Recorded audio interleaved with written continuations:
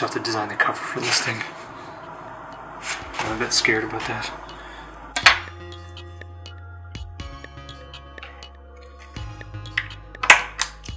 Snow is about a woman named Dana who lives on Queen Street West, and the story is actually about two things. Her changing in response to her neighborhood changing, and the fact that Queen Street West is a completely different street than it was before. In the book, she comes across a situation that changes her whole outlook on things, and it causes her to think about her world a little bit differently and I guess sort of step up a little bit. It's also about what happens when a street undergoes changes, as every street does, and stores close or things reopen, and what do you do when you live there and your neighborhood is suddenly not your neighborhood anymore. So, Page has been closed for about 2 years now, and as you can see, it's been replaced with absolutely nothing. Been nothing here since it closed. It's been empty storefronts, and it is too bad because it was a fixture of the street, and it's probably the biggest icon for a lot of people about a changing Queen Street. And this stuff happens, but when you live in a neighborhood, you don't always pick up on that stuff. And through paying attention because of the book, I started to realize, wow, the street has changed a lot, and everything's different now, and I'm not sure how I feel about that.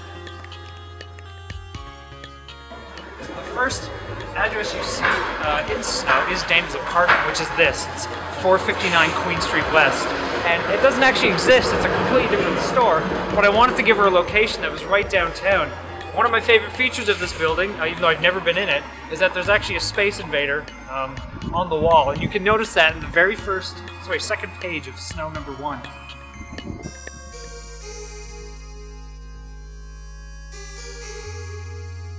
The big thing about the new book is that it's actually a compilation of the whole Snow story, which includes the 4th chapter, and that's the newest and final chapter.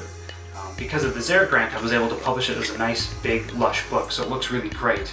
And I'm really happy to finally see the whole thing in print and be able to read it from back to front. And the good thing about that is it comes with bonus materials, which are cool with the story. You'll see it's pretty neat stuff. But for those of you who want to read something on a Kobo or an iPad, I have a digital version as well. You can also get that at snowcomic.com.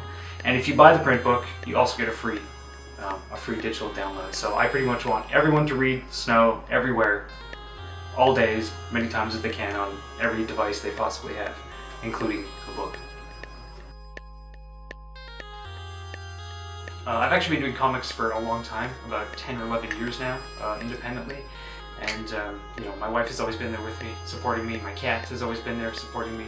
And then my friend Adam, who does a book called The Chubby Bounty Hunter, he's been there with me for the last 11 years. So I think if it wasn't for that holy trifecta of support, I wouldn't be able to do anything.